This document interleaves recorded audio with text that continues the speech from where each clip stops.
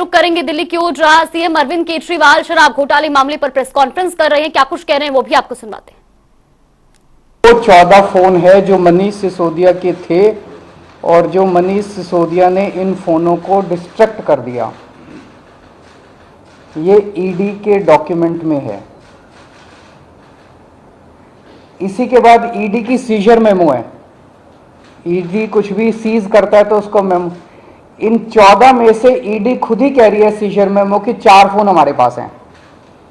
ये इनका scissor memo है, इंपाउंडिंग ऑर्डर 18 मार्च 2023 का और इंपाउंडिंग ऑर्डर 5 जनवरी 2023 का। 4 फोन उसमें से इनके पास हैं और एक सीबीआई का ये डॉक्यूमेंट है, एक फोन सीबीआई के पास है। तो 14 में से 5 फोन तो इनके अपने पास ही हैं। जो कह रहे हैं कि मनीष सिसोदिया ने तोड़ दिए, उन 14 में से 5 फोन ईडी और सीबीआई के कब्जे में हैं।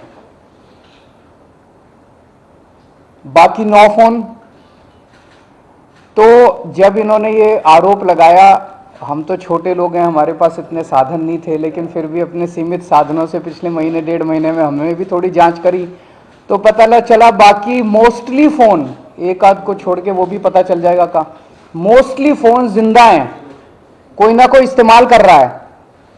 और उन फोन को कोई वॉलंटियर के पास है, कोई कहीं है, कोई कहीं है, कोई ना कोई इस्तेमाल कर रहा है। वो मनीष जी के फोन नहीं है, वो कोई ना कोई इस्तेमाल कर रहा है। वो फोन जिंदा है और ये फैक्ट कि ये फोन जिंदा है, ये ईडी को भी पता है और ये सीबीआई को भी पता है। सो ईडी ने और सीबीआई ने झूठ बोल के ओथ पे, एफिडेविट पे कोर्ट को गुमराह किया और झूठा सबूत उन्होंने कोर्ट के सामने पेश किया, क्योंकि सच तो कुछ मिला नहीं, कुछ था ही नहीं, शराब घोटाला कुछ है ही नहीं, तो निकालें क्या। तो उन्होंने झूठ बोल के मनीष सिसोदिया को फंसाने की कोशिश की, कोर्ट को झूठ बोला। अब ये रोज किसी ना किसी को पकड़ लेते हैं, किसी ना इसको गिरफ्तार कर लिया, उसको गिरफ्तार कर लिया, ये कर लिया। एक कोई चंदन रे, और उनको टॉर्चर कर करके, धमकियां दे दे के, मेंटली टॉर्चर करके, फिजिकली टॉर्चर करके, 3rd डिग्री करके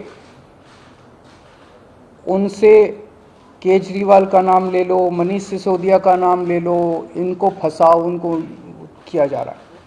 कोई चंदन रेड्डी है, हम तो जानते भी नहीं है कौन है।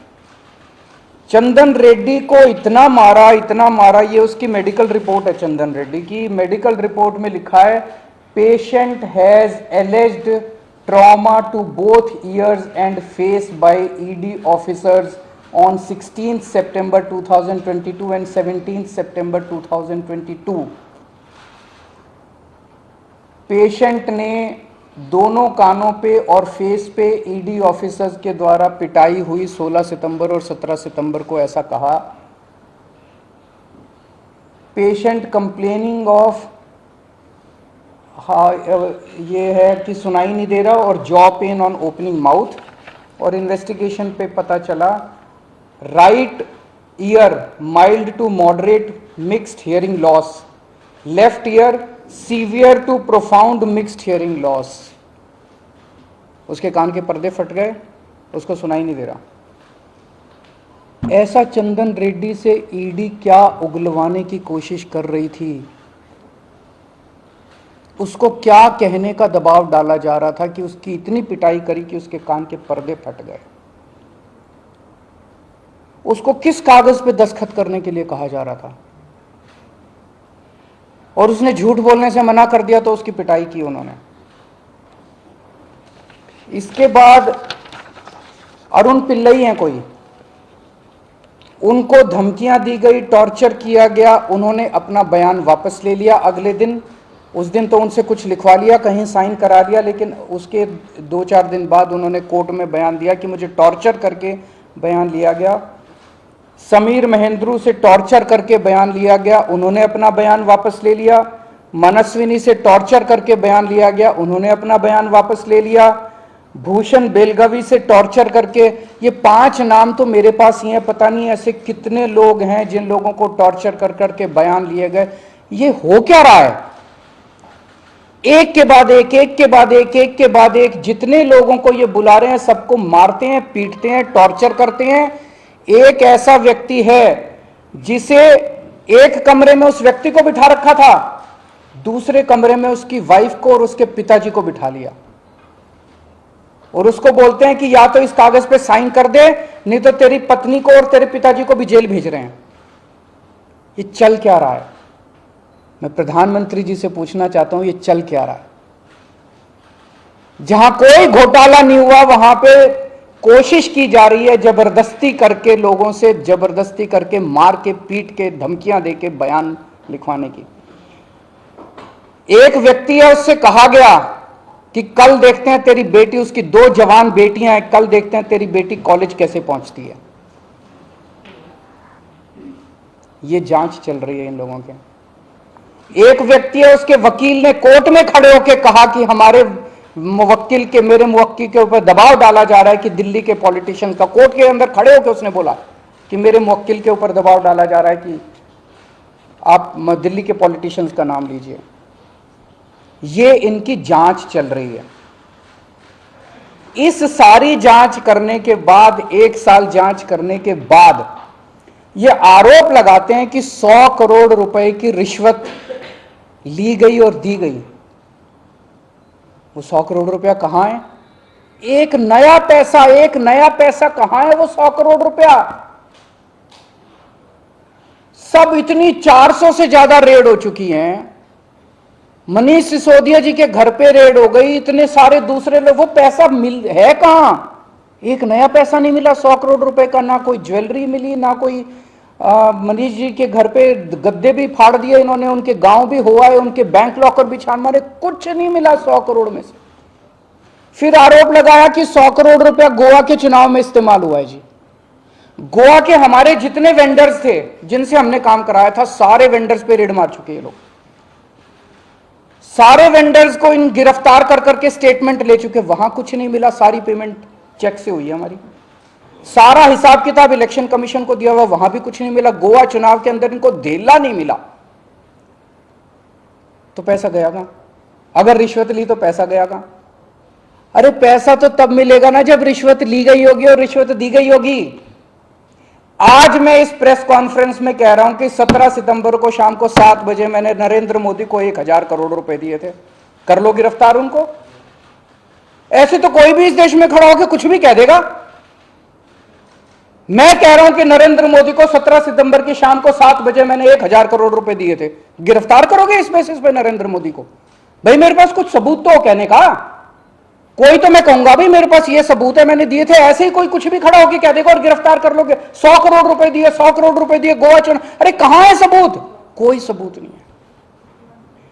ये पॉलिसी इतनी शानदार पॉलिसी थी, ट्रांसपेरेंट पॉलिसी थी, जो भ्रष्टाचार खत्म कर देती पूरे के पूरे शराब सेक्टर में। ये इस बात से साबित होता है कि ये पॉलिसी जब पंजाब में लागू की गई, पूरी कॉपी पेस्ट पॉलिसी है, जब पंजाब में लागू की गई तो इस पॉलिसी से 50% रेवेन्यू 1 साल के अंदर बढ़ गया। 50% रेवेन्यू दिल्ली के अंदर इन्होंने लागू नहीं की, करने दी। पंजाब के अंदर इनकी चली नहीं, क्योंकि पंजाब एक फुल स्टेट है।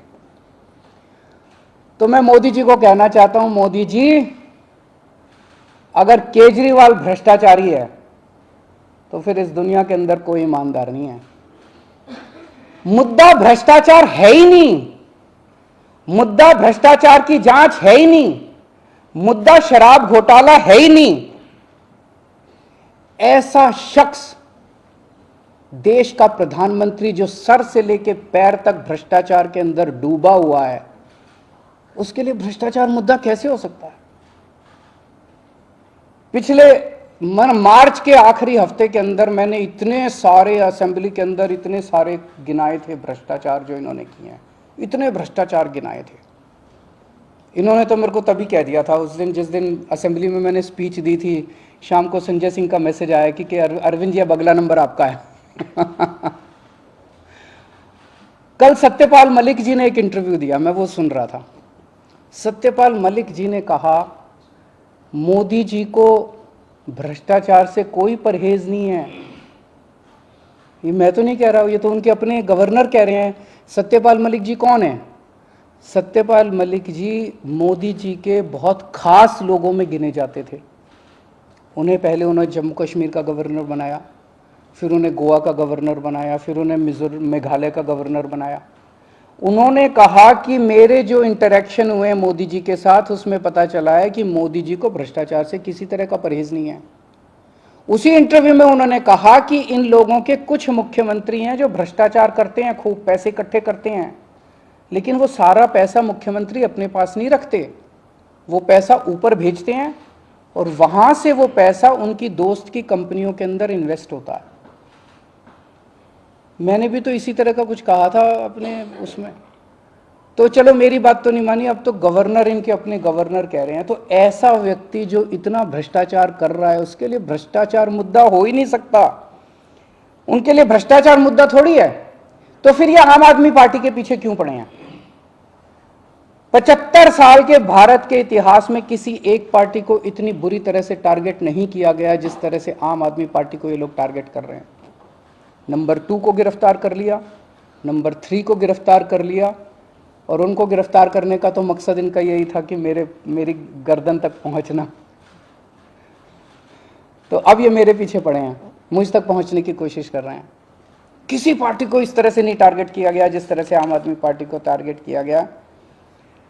उसका एक कारण है, वो कारण है कि 75 साल के बाद आम आदमी पार्टी ने इस देश को एक ऐसी उम्मीद दी है जो कि कोई पार्टी नहीं दे पाई। गुजरात के अंदर 30 साल से बीजेपी की सरकार है, उसमें 12 साल प्रधानमंत्री मोदी जी खुद वहां पे मुख्यमंत्री रहे।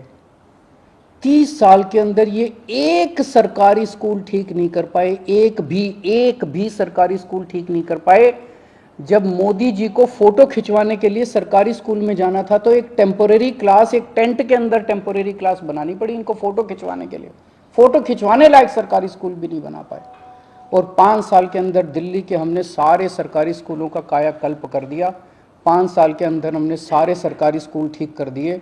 इस देश के लोगों को आम आदमी पार्टी ने एक उम्मीद दी है कि केवल आम आदमी पार्टी उनकी गरीबी दूर कर सकती है, उनको शिक्षित कर सकती है, उनके बच्चों को रोज़गार दे सकती है। आम आदमी पार्टी ने इस देश के लोगों को उम्मीद दी है।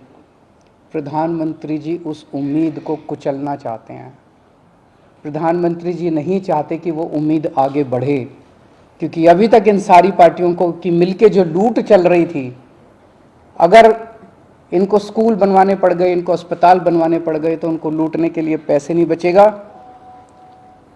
तो कल इन्होंने मेरे को बुलाया है, मैं जाऊंगा कल सीबीआई में, और मैं फिर से अंत में यही कहना चाहता हूं कि प्रधानमंत्री जी, अगर केजरीवाल चोर है, केजरीवाल भ्रष्टाचारी है, तो इस दुनिया में कोई ईमानदार नहीं है।